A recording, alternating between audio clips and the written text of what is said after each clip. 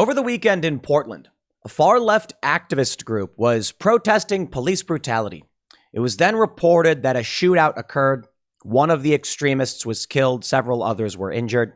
And many of these activists, extremists, whatever you want to call them, started posting that it was far-right extremists, that they were being attacked.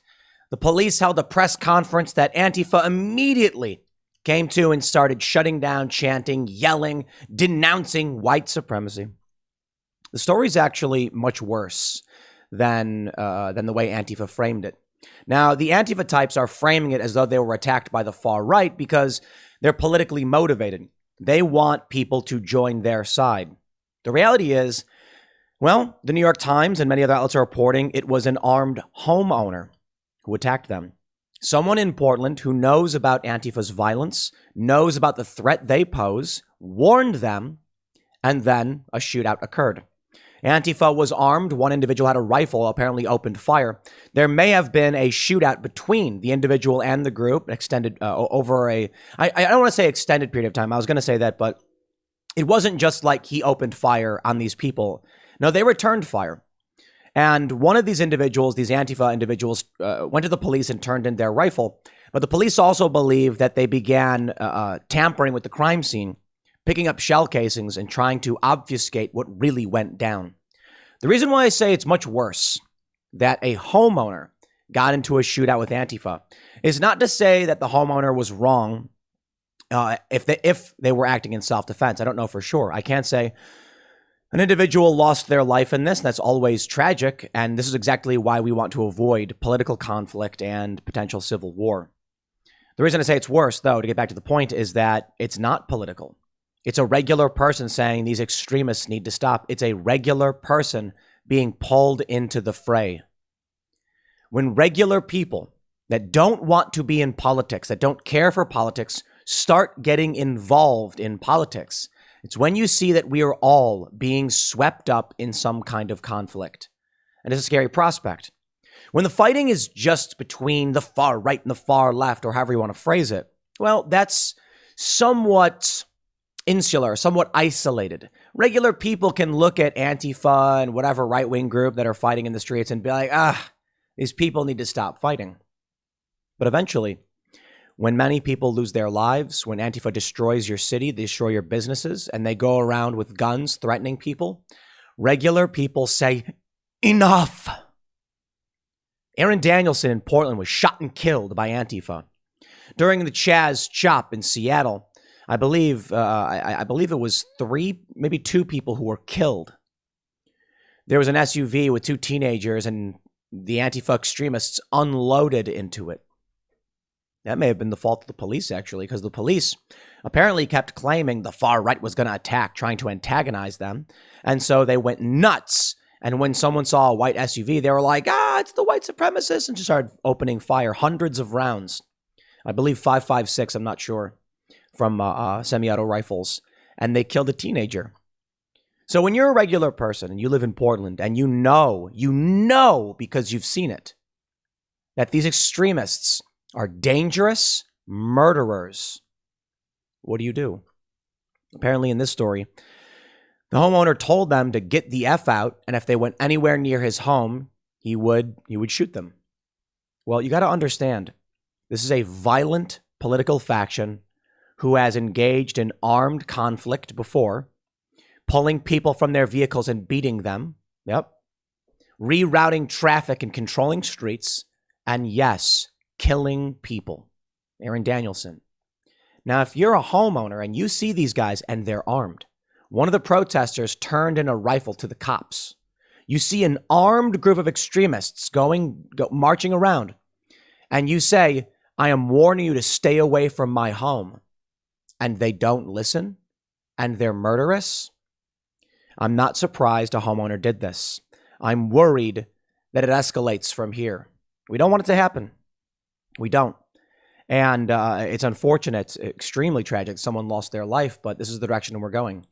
We are headed towards armed conflict. You know, a lot of people will jokingly be like, Tim's Civil War pool or whatever and stuff like that. Come on, guys. a homeowner opened fire on political extremists who a faction that has been involved in billions of dollars in property damage, that has institutional power, that is openly supported by the vice president, that has killed people. Where do you think this is going? Do you think anyone's backing down? I tell you, I got more than enough arguments for our friend Stephen Marsh, who came on the show. He's the guy who wrote the book, The Next Civil War, and I think he gets a lot right. I think he gets the overwhelming majority of his position correct in how we are headed towards civil war. I think he doesn't understand the on-the-ground issues. And he's not an on-the-ground guy. So his view is more of a establishment, media individual's perspective. Oh, the far right this, the far right that. Yeah, okay, we get it. We had him on the show. He only really was able to cite January 6th as the big, threat from the right. And I'm like, yeah, we all know that was bad, of course. But it was, I guess as he referred to it, as reciprocal. You watch for years. It has been 10 years of uprising across the U.S. from the left. Now, admittedly, at the start with Occupy Wall Street, that's why I say 10 years and not, 10 and a half or 11. In 2011, regular people were outraged, but Occupy quickly got taken over by the far left extremists, who then went around and for the most part, and I mean this is fair to say, it was a peaceful occupational movement. There was violence, very serious violence, and it should always be condemned. But then when you start getting into the Black Lives Matter movement, Trayvon Martin, Michael Brown, the right in this country and regular people have endured. They have sat through a decade of far left extremism. I know because I've been on the ground and witnessed the extremism firsthand. I've seen the businesses be burnt to the ground. I've seen the fighting. I've been on the ground in Ferguson, shot at myself. No, I'm going to clarify that statement. I don't think anybody in Ferguson saw me and they're like, aha, that's him, and opened fire. No, it was wanton. It was some random person opening fire into the crowd. And the bullets whizzed past our heads. Me and a group of other people just dropped ourselves to the ground. There was another instance where there was rapid gunfire in Ferguson, and I don't think it was direct. It was directed at us. You could hear the pew, pew, pew, pew. We all hit the ground, and the cops were like, go, go, go. And we had to run, and I inhaled a bunch of tear gas, and then I basically passed out and fell on the ground, and someone splashed water in my face. Crazy. But we've endured that. And now these people have sustained the violence, the extremism, the rhetoric. They're defended by media.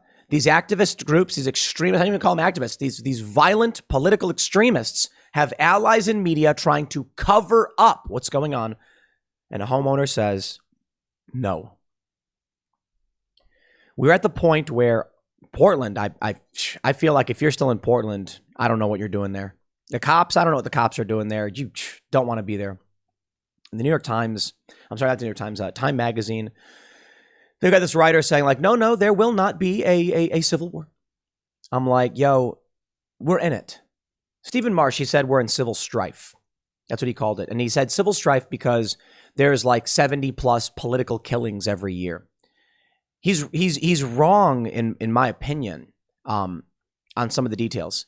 I think it's fair to say he's correct, but I have a differing opinion. That's why I think he's wrong. So let me clarify. It's weird. He's correct in the sense that there are politically affiliated groups that do engage in killings. I just don't think it's fair to say on the surface these are political killings necessarily. He refers to sovereign citizen types and far right anti-establishment, anti-government types. These are groups that typically don't make the press. They don't engage in systemic or organized political violence, but they do engage in violence. So his reference for why we're in civil strife, which is the precursor to civil war, I'm trying to get his positions right, so forgive me, Stephen, if I get your positions wrong, is that, sovereign citizen types and others, the left as well, but mostly the right, do kill, and it's for political reasons. But I don't think it's for political reasons. A sovereign citizen who's like, the police can't tell me what to do, he's not challenging, the sovereign citizen is not trying to take over government, it's not institutionalized. So certainly they have, crackpot views, but that's just saying a crazy person with crazy beliefs does something crazy. With Black Lives Matter, with Antifa, they're engaging in institutionalized and admittedly weakly organized. I know a lot of people might say like they are organized. No, they're institutionalized. They have some organizational power. I do think it's fair to say the right is more organized in certain ways, but they're not institutionalized. So they don't really have the means to do a whole lot. What we end up seeing is, Stephen saying, because of the 70 plus deaths, we're in civil strife. I think it's civil war. I just think the issue is that it's the shallow end. We've not yet engaged in the point where these Antifa groups move. Well, you know what? I can't even say that. We're at the point. We've been at the point. These Antifa groups, these armed political factions, travel the country, going to these protests, engaging in violence. Let me show you the news. Otherwise, I'll get lost in the rant. It's a story from the New York Times. 1 dead in shooting at Portland protest against police violence. 5 other people were wounded. Police said appeared to be a confrontation between protesters and an armed homeowner. They say the shooting occurred at the start of a protest. It appeared to be a confrontation between armed protesters and an armed homeowner. That's what the preliminary investigation is indicating. They said they're declining to provide details about the hospitalized.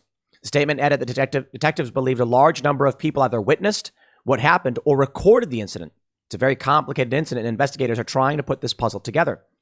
One of the victims, Daja Beck, who turns 39 on Monday, and who was contacted through her attorney, said she was shot twice. 1 bullet went through her side and the other grazed her knee. Ms. Beck says she was part of a volunteer motorcade group that was working to set up a safety plan to reroute traffic ahead of the march. We're not part of the protest. Yes, you are.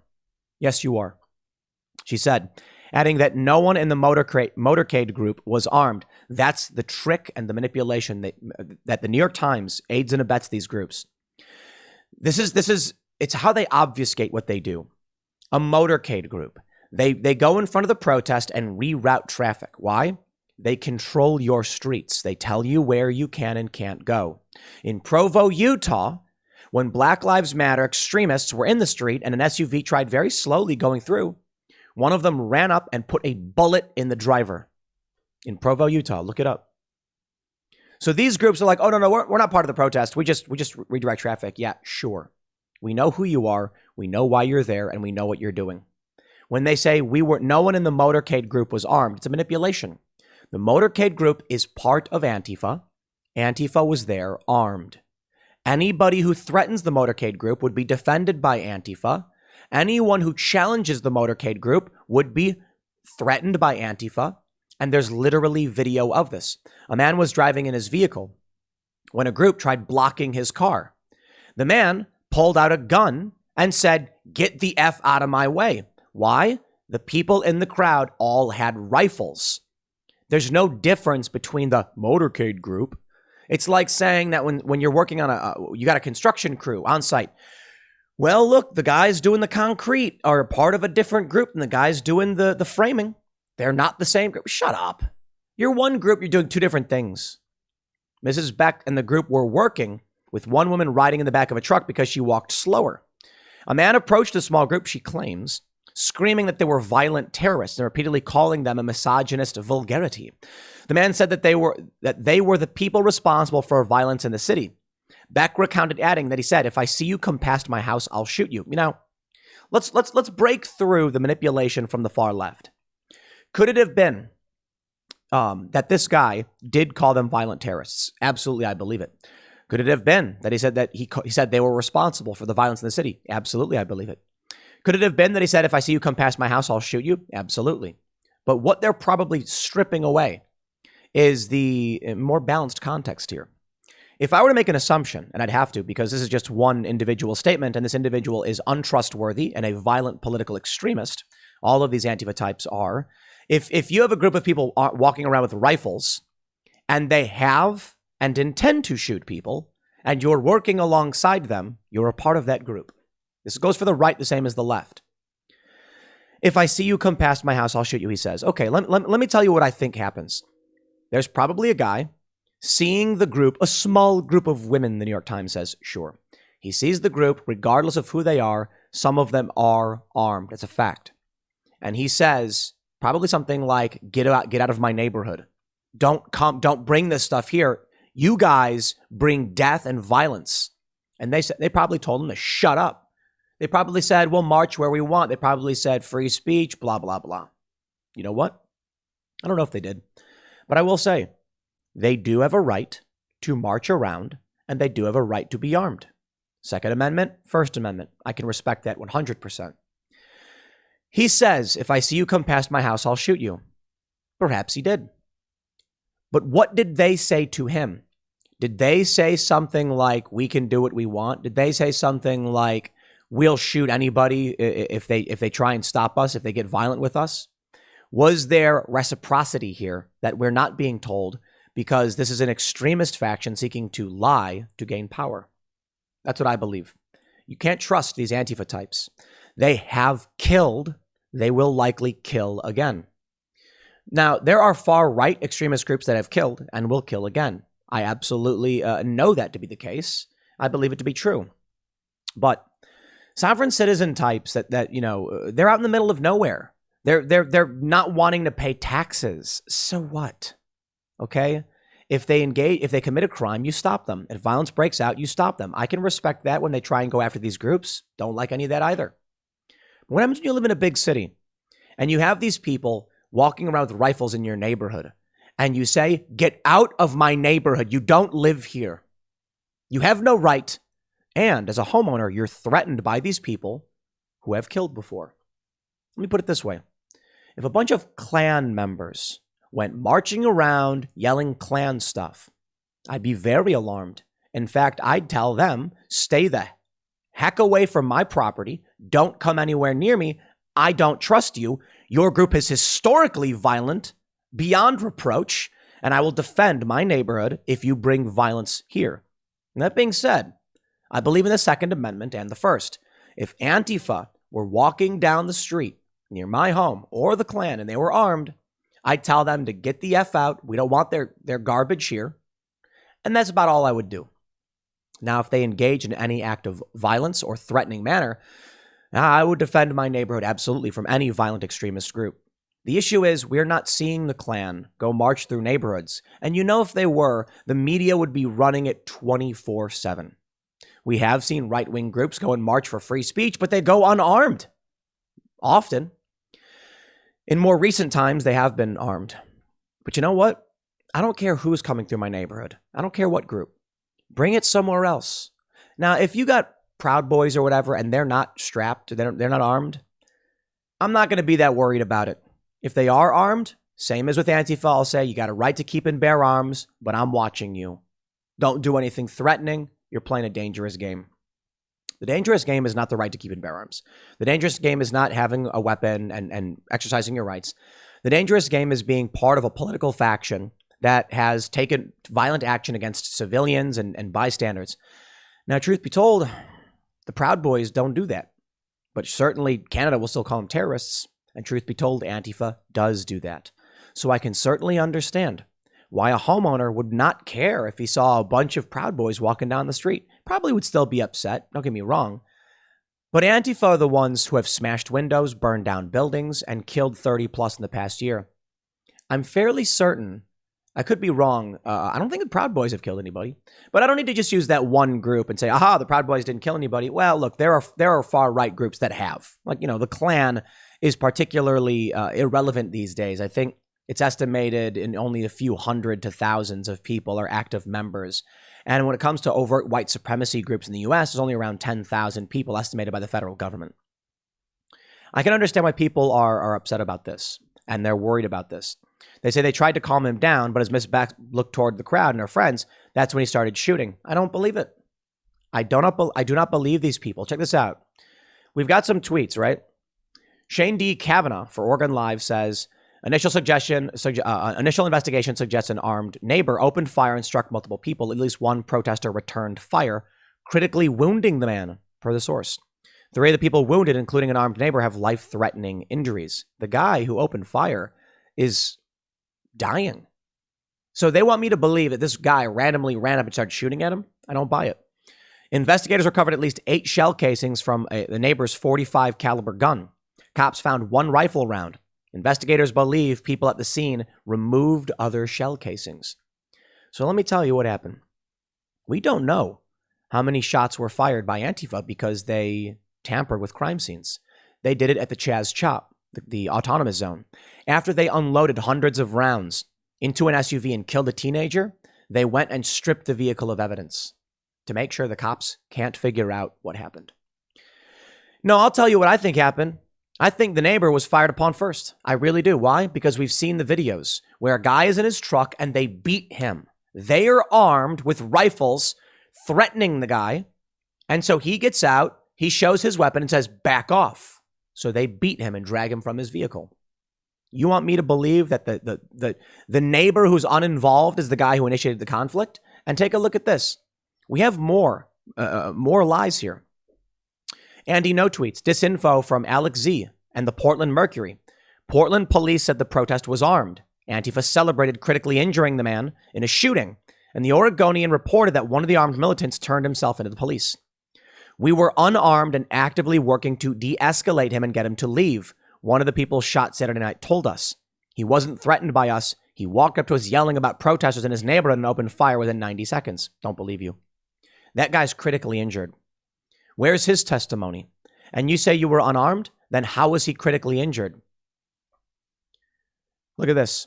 One of these people said that a few of them have experienced being arrested while in the ER. One of us got a chunk of the shooter. Good, they said. Yeah, I'll tell you what I think happened. I wonder if they injured him first and then he opened fire. They say he opened fire first. You know what? It's all lies.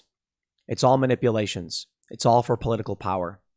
One of these individuals I don't want to show called for the death of Andy No. So let me ask you, a local person in a shootout with far left extremists, critically injured. Some people say there won't be a civil war for reasons like that. Oh, there's no appetite for violence. Some people have told me it's just the elites. It's the political elites fighting each other. My response to this is, when has there ever been a war or conflict that wasn't the elites using poor people as their pawns? Literally every single conflict. I mean, obviously, figuratively, every single conflict. You know, there's obviously, you can go back 1,000 years and it's less so because people were more tribal. But where we're at now, when you see regular people rising up, I don't think it's a good thing.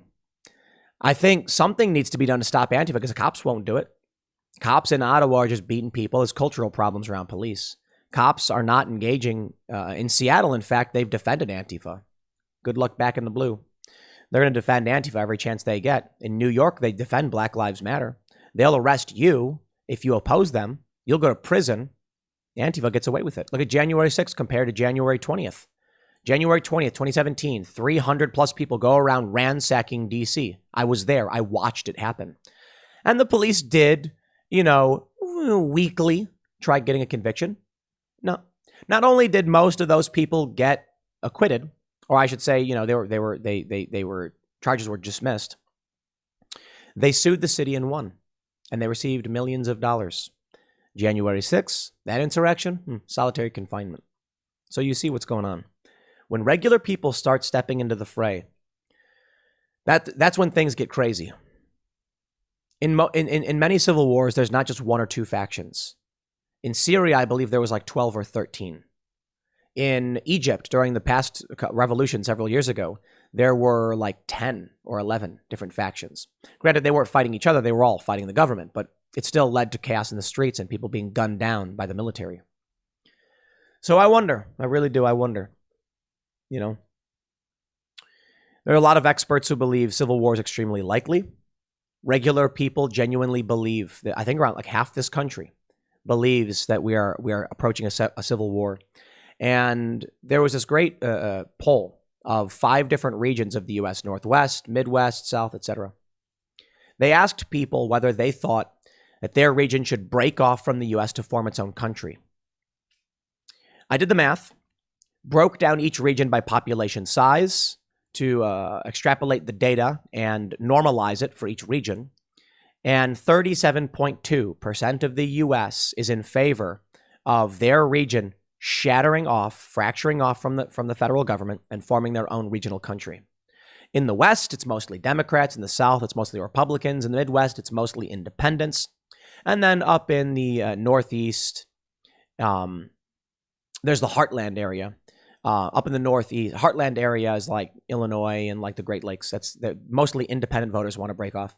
In the Northeast, it's a moderate mix, around a third of individuals of all parties, something like that. It's crazy. It's a crazy stat. But look at what's happening. People are going to leave Portland over this, and many have. People are leaving California over mandates and going to Texas and Florida. That is political polarization. It is political polarization becoming geographical polarization. You know, I want to point something out real quick, because you may have noticed on this Twitter account, there's a reporter that I have blocked.